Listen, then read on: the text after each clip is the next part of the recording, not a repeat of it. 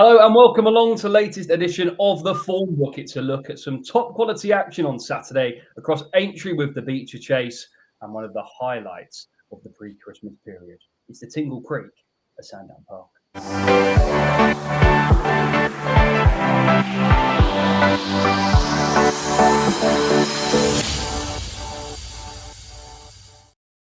Yes, welcome along. Katie Midwinter and Ash Symonds, regulars on the Formbook, are back to have a look at all the major action this weekend. Looking forward to getting stuck into it. But before we start, a couple of plugs.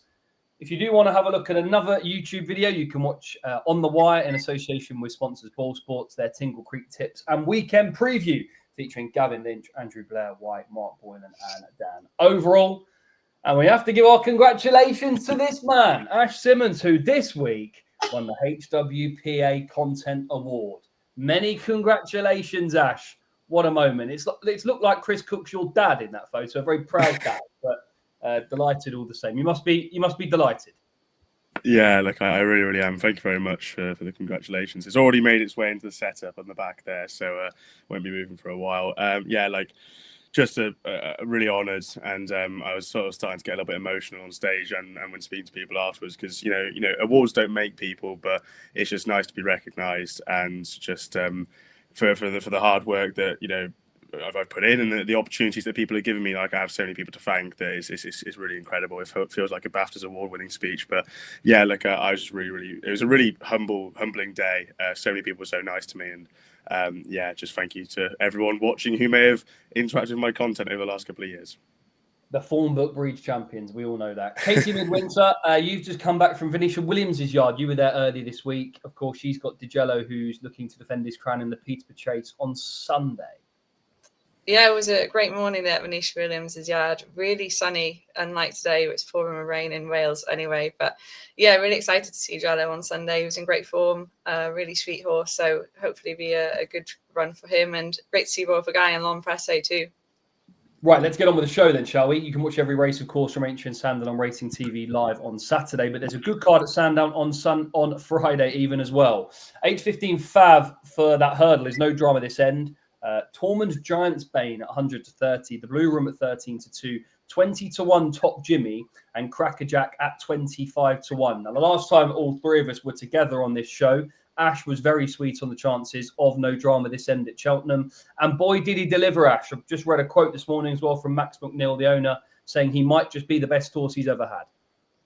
Yeah, I think it's very interesting that they're running him here, because after he won this day at Cheltenham, which I thought was a very, very impressive performance, especially in a time where Paul Nicholls' horses tend to be coming on for their first runs of the season, I thought they were going to go straight to the shallow, to be honest, and that was the thing that Paul Nicholls was saying post-race to all of us journos, and saying there's no need to run him again. I suppose there's this sort of the school of thought that suggests that if you've got a race that's worth 45 grand to the winner, that looks winnable at Sandown, you can go to it. I'd imagine the track would suit him nicely as well. Like that day at Cheltenham there, he travelled nicely, he jumped beautifully, and he does look like a galloper. I know Paul Nicholls made the comparisons to a Denman type horse, and maybe that sort of got over exaggerated slightly, but he does look that sort of manner in the way that he would be a galloper rather than so much a speed horse. He seems to have a lot of ability, and I'd say that sort of softening ground at Sandown 2 mile 4 would really be his bag. He's no kind of price, so he's not really one that's going to make you rich, but he's a horse I like a lot and I have a lot of respect for, and I do think he's a horse full of ability. And the horse he beat in second the last day, Heads Up, I spoke to some people from John McConnell's afterwards, and they really, really fancy Heads Up that day. And I mean, it's the classic cliche, but if you take no drama this end out of it, Heads Up wins comfortably. So I'd say this is a race that hopefully, if everything goes to plan and nothing surprising happens during a drama this end, should be winning. Okay, no drama this end. 8:15 Fav. Are you in agreement, Katie, or would you be looking elsewhere? Yeah, I'm in agreement. I think it's hard to see past him on that Cheltenham run. Ash was really keen on him beforehand, and he delivered. The way that Paul Nicholls, Max McNeil, and the connections are speaking about him would really make you stand up and take notice. I was quite keen on Heads Up that day at Cheltenham, and I think he's going to be a solid horse going forward too. So I think it could work out to be a really nice piece of form. I just think it's really difficult to look past him. So I'd be keen to keep him on side, really, wherever he ends up. Okay, both the guys sweet on no drama this end. Let's move on to the next race, which is Trappy O'Hare, in my opinion. Aintree Novices Chase, 5-4 Fav Doyen Quest, Quebecois at 3s, Salva at 7-2, and Lawrence Bay at 4-1. Katie, come to you first. You're with a horse who's got form at Sandown. Yeah, I think it's a really tricky race. I think a case can be made for each of the runners in this, but I really like Lawrence Bay. I was quite impressed by his chasing debut when last seen, and he's also come from the points sphere as well. So he had that bit of prior experience, which I think can hold these novice chases in really good stead.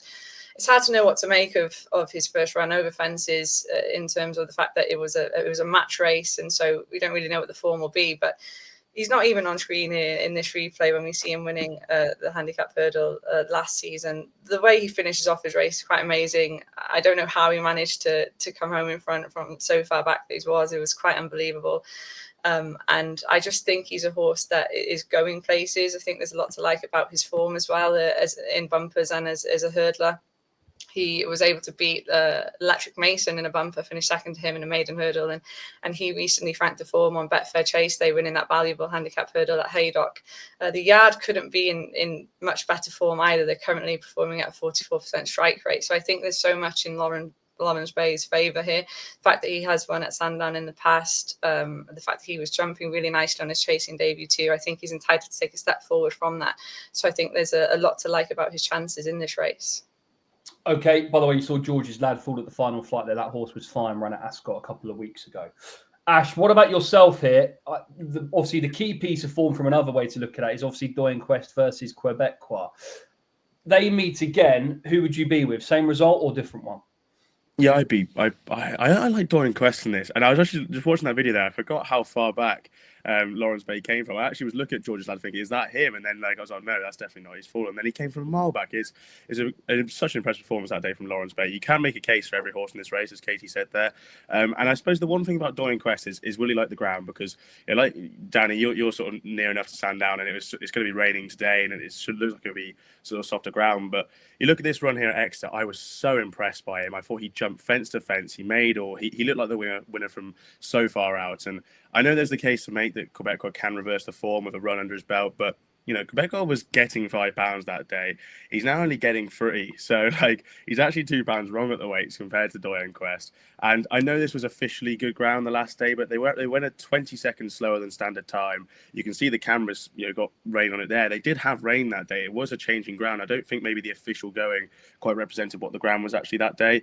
I know he's a horse who does tend to go better on nicer ground, but he has won on soft ground before. I think he'll be okay for him, but I really think that'll be the only thing that's going to go against him. He looks like a very, very smart chaser, and I actually backed him anti-post for the Coral Gold Cup because they said they might go to the race, and he didn't end up going, so it's a losing docket. But I was very impressed by how he went to Exeter last time out. He seems this unexposed horse at 3 miles, and while he has to give £3 away to the field here, I think he can do that, and I really do like Doyen Quest. He's again short enough, and I actually think you might get a bit of 2-1 on the day potentially, just with people wanting to take him on from the win the last day, and maybe the ground conditions going against him. But I'll be happy to roam with him because I was very impressed by his Exeter victory. Doyen Quest then for Ash, Lawrence Bay for Katie. Bit of other business on Friday. Come to Katie first for her other selection, which also runs at Sandown.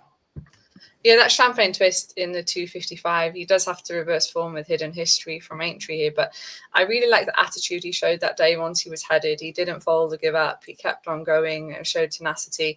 I'm hoping he'll come on for that first run over fences. He showed that he still has plenty of ability that day after quite a poor season last year.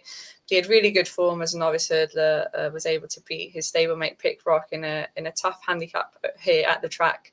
I think there's a lot more to come from him over fences, so hopefully he can just reverse that form, and it's only a couple of lengths to find with Hidden History, so I think it makes just a little bit more appeal at the prices for me. Champagne Twist then for Katie. I'm smiling because Ash is against her with one in that race, but he's got a lucky 15 for Friday. So let's go through them then, Ash. Where should we start? Should we start at Exeter? You've got 2 you also like there, which is also, of course, live on Racing TV. Yeah, I'll go to Exeter. They're not priced up yet, so obviously I usually like to find horses that are sort of in the price up in the market, so see what their price is, see if it's appealing or not. But just for the Exeter race, the 158, Donica is racing. It doesn't look like an amazing race, disappointing on seasonal reappearance, but he's a classy enough horse. He's been operating in some nice races over hurdles and fences. He's got some decent form in the book. He won nicely this day, I thought. This was his last win. A couple of wins ago now. He did win at Chepstow 2 starts ago off a mark of 122 in February. He runs it off 128. He just looks like a horse who will be appreciative of the softer ground, and I think the run under his belt will really help. I do think he's just a nice horse, and the mark of 128 is not going to be stopping him, I don't think. So I will be with Donica in that race. And then the 338 is a bumper. I know it's mental scenes. It's a first-time out horse, so do please ruin me in the comments, but I just know that Paul Nicholls thinks a lot of JPR2, who unsurprisingly is a brother to JPR1. But I went down to Paul's in the summer and sort of spoke to him about horse to follow, and he said, look, this JPR2, as much as he has got the pedigree behind him, which may be sort of swaying opinions, he is a nice horse, and I'd imagine he could be quite a nice bump horse this season. So those would be two extras just to keep an eye on, see what price they open up by the time this goes up onto YouTube. And then over at Sandown, look, Katie's made a good case there for Champagne Twist, and she's hoping that the form could be reversed. I'm hoping that the form will stay the same. I think Hidden History might just like this day. I was working in the gallery this day at Racing TV, and I watched an interview from Dan Skelton. He had a winner earlier on in the card, and he said, yeah, Hidden History, he'll need the run here, and he's gone and won like a horse. He probably did need the run. He looked a little bit tap for toe, but he still went and won. I was really impressed by that. I think he's only up a couple of pounds, which I kind of was expecting at the time, and I think he'll massively come on for the run and hopefully could hold the form. He looks like an unexposed horse. And then the 330, Marche Dallegray for Jamie Snowden, a horse who he was talking to me all through last season and saying it's a nice horse and a well handicapped horse. They ran him in that Championship Novices final at Sandown back end of last season. I think he was backed in from something like 40-1 when the market opened to SP of 11-1. Like, it's not a huge market move at the same time for the amount of money in the market, but he was definitely a notable market mover. He didn't end up doing anything. He pulled up. He was very disappointing this day, but I just imagine that he will be a horse who will hopefully pick up races this season, finish a nice second on seasonal reappearance, and I think Marche Dallegray definitely does have a win in him this season. So those would be the four from elsewhere on Friday for me. Okay, let's just go through them again then. So start off with Katie, her selection Champagne Twist, and then the 4 is Donica, JPR2, both at Exeter, Hidden History, and Marche Dallegray. And I think you've got to be interested in the latter, given the way that horse stayed on as well in those closing stages. There's a horse against Donica, actually, I quite like on Friday too, if we were going to Exeter. Just a quick mention to him, and actually can't be serious for Joe Tizard. He's a huge horse. He's a lovely horse. Made his chasing debut over this course and distance. Won really well back that day recently. I thought as a novice hurdler he'd come on a lot for the introduction to a fence, and he seems to have done that. I don't think the rise in the weights will deter his progression, so I think he's really one to keep a close eye on and keep in the tracker this season. One for John McEnroe fans. You can't be we're taking each other on. Me and Katie are taking each other on for the whole time. What's going on? Yeah, I guess you like that one, Danny, with the John McEnroe connection there. Yeah, I did, and it's a proper clash. It's Midwinter versus Symonds. But who will they go for in the Tingle Creek? It's more than racing. It's pure speed, pure theatre. They're often racing. It's the chill in the air, the warmth of the crowd, the festive magic. At the last load of Sood. It's unforgettable experiences, memories that last a lifetime. John Bond is clear. It's a fight for glory. It's history made. It's the Betfair Tingle Creek Festival.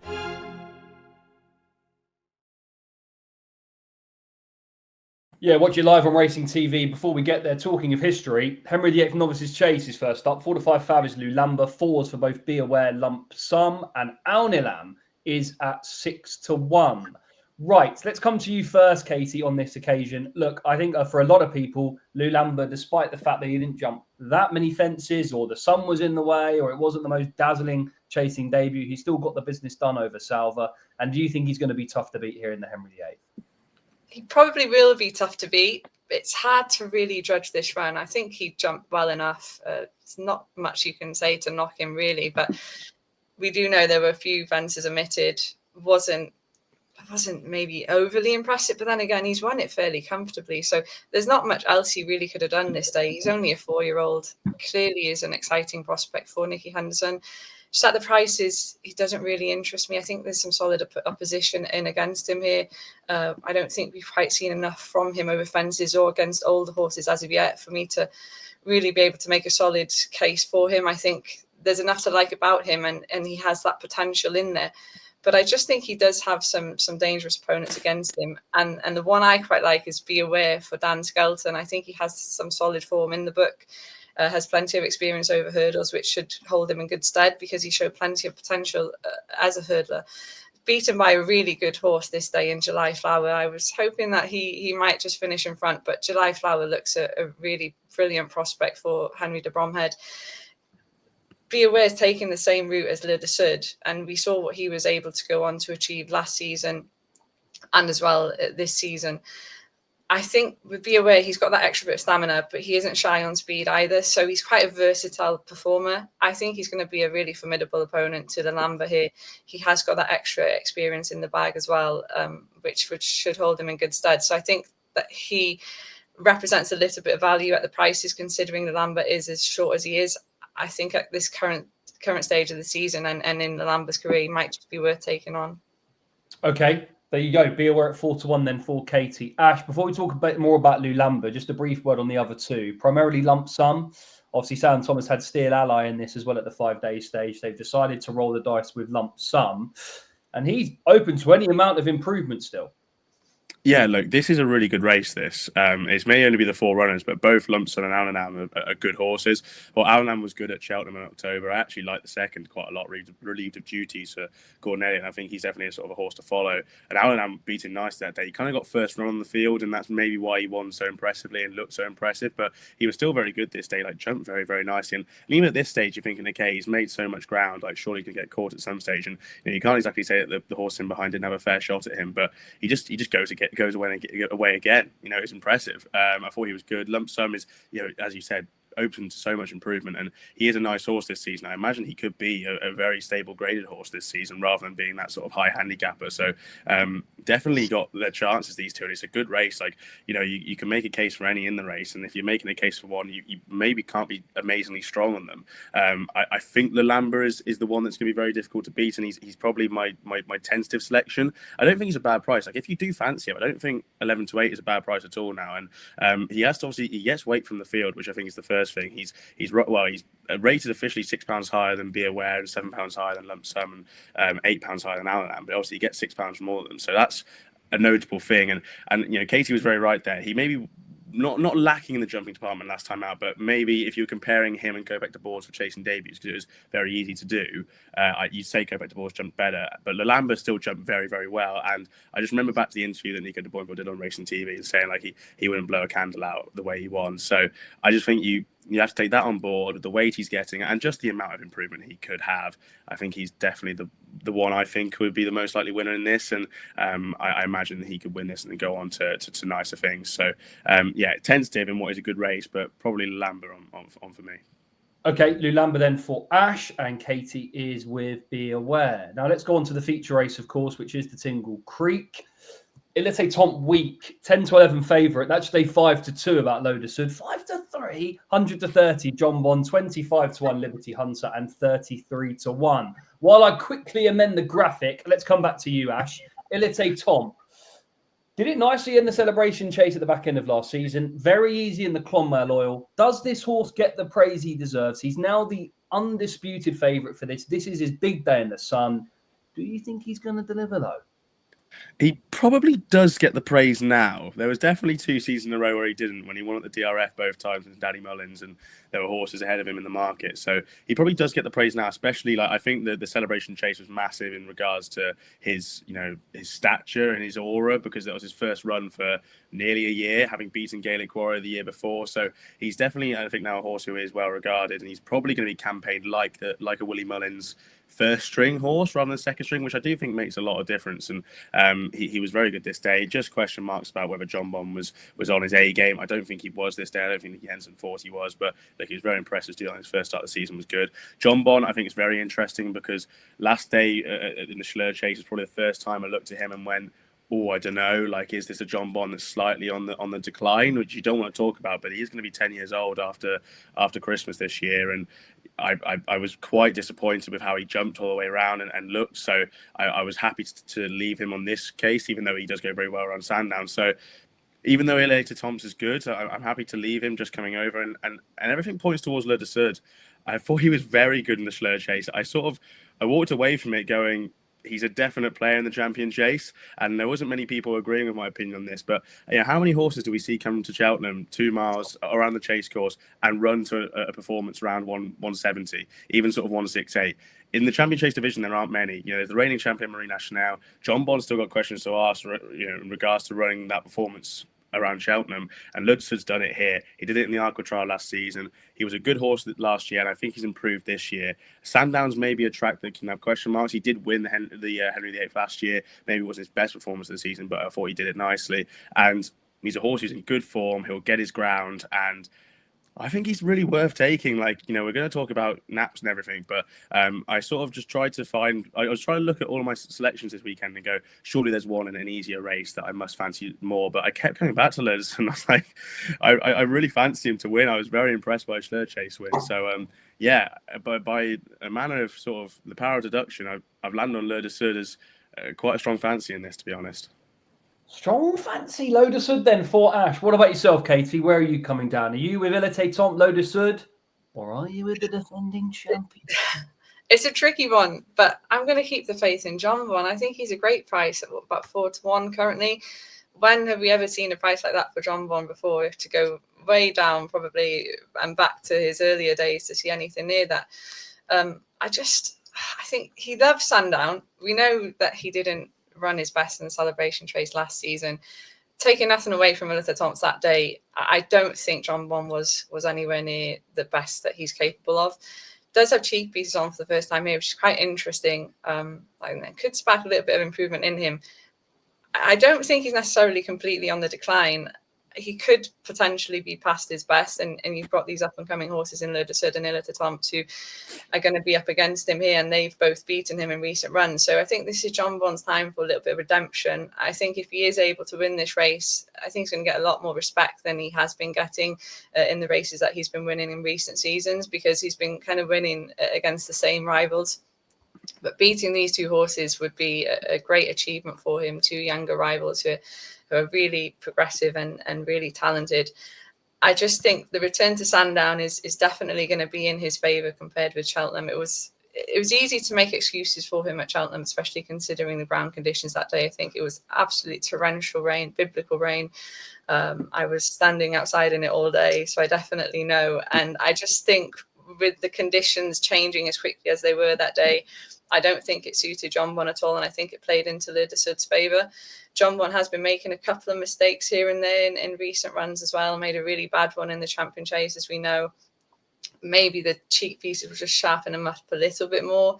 I think he is facing stiffer challenges now than he has done in recent years, but I think he's still more than capable of performing at the top level and winning these Grade 1s, and hopefully he'll be able to return to the winner's enclosure at his beloved Sandown. Okay, both of you taking on Ilite Tomp then with John Bon and Lotus Hood. London National next up, 5-2 Fabers O'Connell, 11-4 Ask Brewster, Tanganyika at 7-2, Invincible now at 13-2, 15-2 for Hung Jury, Jupiter Allen at 12s, and 14-1 for Rivers Corner. Let's come back to you, Katie, because you like one at a bit of a price in this. I do. I quite like Rivers Corner, and this is the form line with You Can't Be Serious, his stablemate, who we're going to see winning here at Exeter. I'm hoping that form will be boosted tomorrow at Exeter as well. But I thought Rivers Corner here, this was his return to action. I thought he ran decently enough in third place. He's only had 4 runs over fences. I think he jumped well on the whole in his last win at Newbury. It was a comfortable enough win. He's only £6 higher for that. I don't think he's quite reached the ceiling of his ability as of yet. And I'm hoping he'll be able to take a step forward from his return to action, as we've just seen.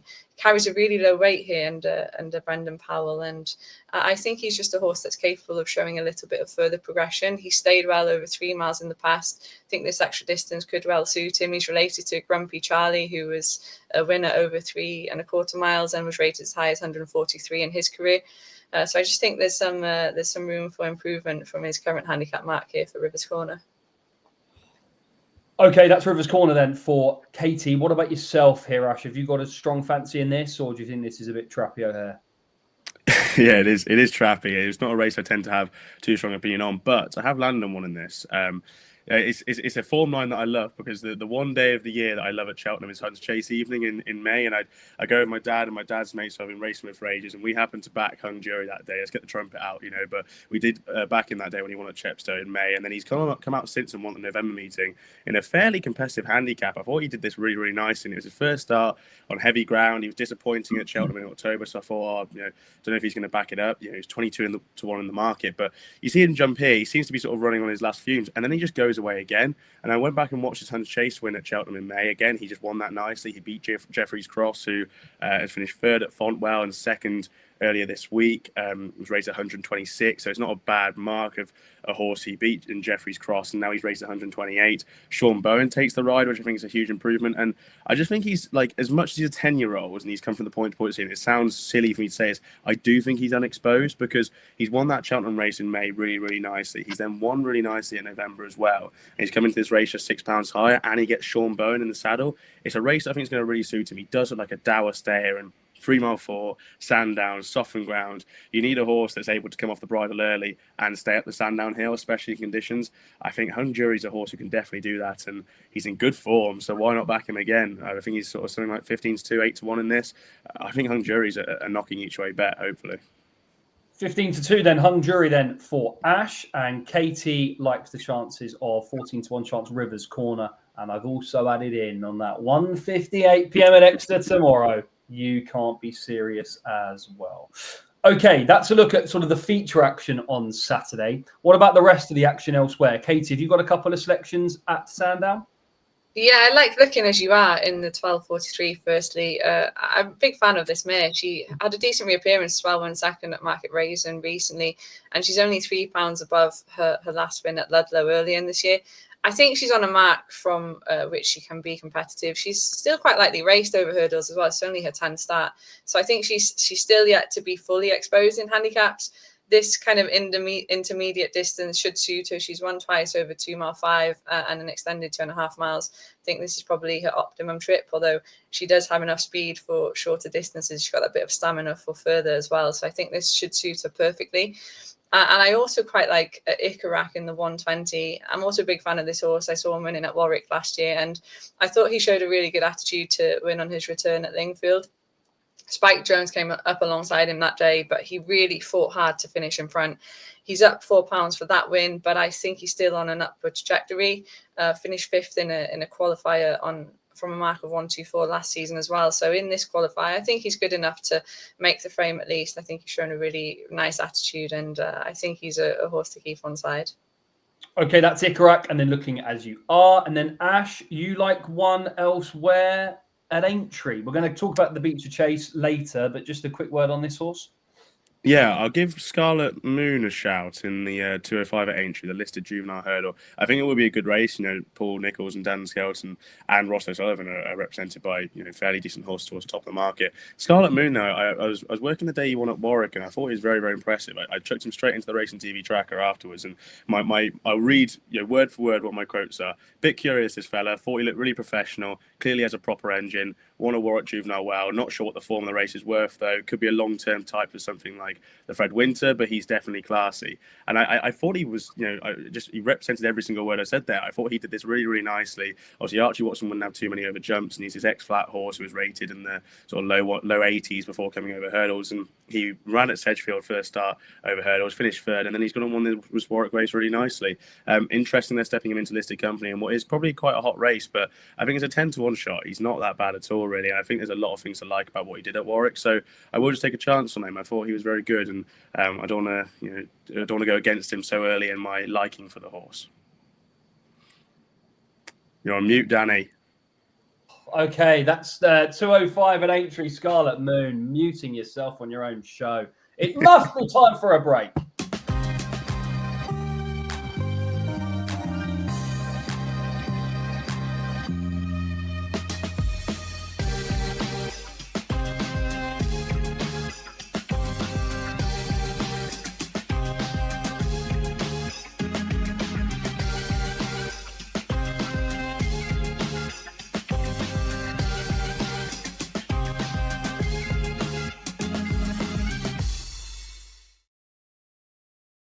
Yeah, I've done Dubai World Cup a couple of times. Very good. Would recommend a trip there, and you get some better weather than you do at the time of year in Britain. Becher Chase, 4-1 Fav is Mr. Van Gogh, 5-1 Gaborio, 6 is for Gallia Deleto, Bioluminescence is 13-2, White Rhino at 7s, Bill Baxter and Western in the Park at 8, 12-1 Exello, 14-1 Monbeg Genius, Foul Dancer at 16s, good old Twigs in there at 20s, Mahon's Glory, who ran well over the fences last time out at 25s, and what a hero, Ramage, 13-year-old. He is double carpet. Right. Let's talk about this Becher Chase. Let's come to you first. Ladies first, Katie. Who do you like in the Becher?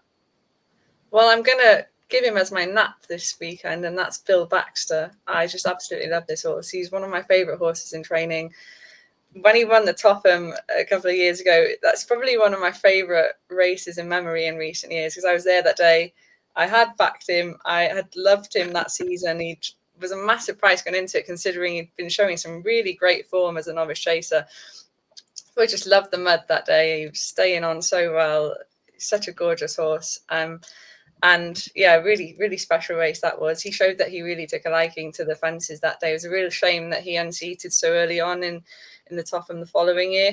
But he's had a bit of time away from the course now. I think the return here will just allow him to thrive. He is £6 higher for that win, having won by 12 lengths in a listed Punchestown handicap last season. That was an incredible performance as well. It was really good in his reappearance, went second to Haiti Club.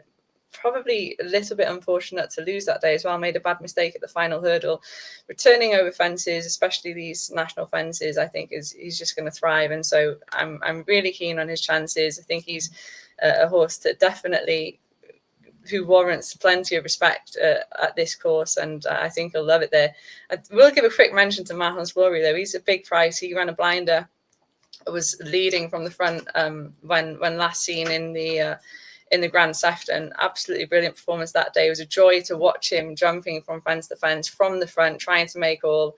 I think he looked to really be enjoying himself, so I wouldn't rule him out each way at a big price as well. But my hat on my head are definitely with Bill Baxter.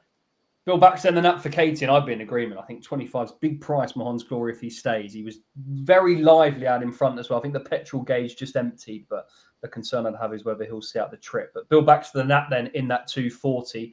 What about yourself, Ash? I think before I come to your selection, what about the horse that stays longer than the mother-in-law? And given my mother-in-law, it's a very long time, Mr. Van Gogh.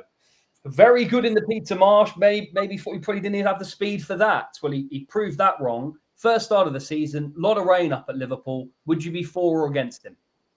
I'd probably be against him, but it's not through the sort of lack of liking for the horse, because you have to like him. I mean, like he's won 3 starts last year, one of 135, one of 140 at Haydock in this one here, and then one at Etox of 143. He's now rated 152. I just think that might be a slight, a notch too far potentially. Not that the handicapper obviously could do anything different. He's a massively improving horse who he has to eventually get a hold of eventually. So, if he wins this, like, we're talking about Mr. Van Gogh as a graded horse, aren't we? And we're sort of talking him as a grade 2 horse, because he'd have to be if he wins up 152. I'm mildly surprised by his market position, to be honest, because of that knowledge. It's 12 stone. How high in the weights he is. It's going to be softer ground at Aintree. It's 3 mile 2. Like, this will take some getting for Mr. Van Gogh, as much as he does stay, very, very long. And I'm happy to take him on. Well, Gabriel ran a nice race last time out, and he probably my main selection in this. That was obviously the Grand National fences in the Grand Sefton. I thought he was really, really good. It was his first start of the season. He is a horse who tends to go well fresh, but I think he was still being very, very nice form. And his 10 stone 2 that Robbie Dunn's having to do to get on board. He's only up £2 from his last run. I thought that was quite lenient, to be honest, from the handicapper. And it's easy to forget that Colonel Harry is probably a horse who was verging on graded company at one stage of his life, and he was coming back from a bit of a setback and everything. And I thought it was a good run this day. Slightly softer ground shouldn't be an issue for him. And you have to go back to Aintree last year when he finished 3rd in the Grand Sefton, because he obviously finished behind King Turgeon, and King Turgeon's in this race. I was thinking, is King Turgeon maybe the play, because he beat Gabriel by getting on for 4 lengths now. But it's a big swing in the weights. King Turgeon beat him off mark 125. Gabriel was off mark 127 that day. Gabriel's now raced 126. And I think King Turgeon's off 135 or something around that. So I thought, definitely Gabriel would be the one for me. Is King Turgeon actually been declared? He might not have been declared. But yeah, Gabriel's the one for me in this. And I just will give a shout. You mentioned him in the betting there.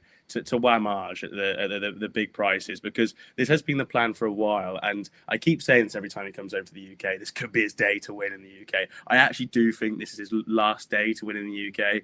He ran so well in the National a couple of years ago. He's finally getting his sort of softer conditions, which he probably hasn't had many times, if any times, he's come over to the UK. He's finally been dropped in the handicap to a mark of 138. He was running off 145 when he ran the cross country last year at Cheltenham at the festival. He ran a bit of a disappointing race, but he was okay all the way around. And I just think now he's off a mark of 138 with Mr. Van Gogh in there keeping the weights up. I thought this would potentially be a day just to have something small each way on him at a big price, because he is, again, another horse who will stay, and he does like the national fences. So Wamage at a big price, but Gabriel is the main play for me in the Becher. Not sure if they'll be watching, but David and Tina, who own Wamage, go to my gym. So come on, David and Tina. Let's hope that Wamage can deliver the goods for you at 33-1. Right, that's a look at the Becher. We'll just wrap it all up with a look at the guys' naps and any other business just after this. Keep up to date with all the latest news via the Racing TV social media channels. Our X, Facebook and YouTube channels will keep you up to speed with race replays, interviews and plenty more bonus content. Engage with other users to discuss the key talking points in the sport, enter competitions, get expert tipping insight and catch up on breaking news from the Racing TV website. Let our Instagram and TikTok channels bring you closer to the action with a range of immersive, engaging and educational content.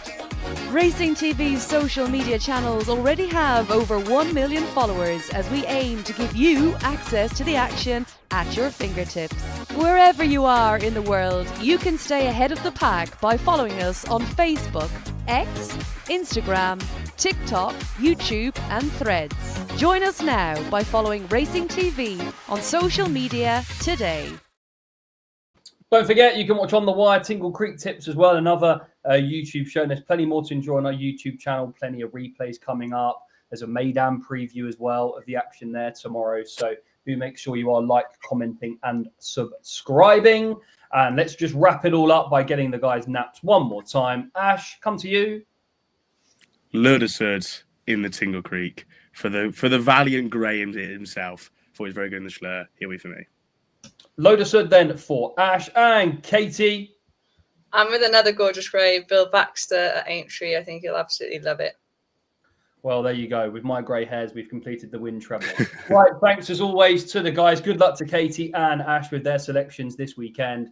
And please remember to gamble responsibly. We'll be back with the latest form book probably around Christmas for a look at the King George and plenty more besides, and then a look at Cheltenham on New Year's Day as well. Thanks for watching. Enjoy all the action across Sandown and Aintree this weekend.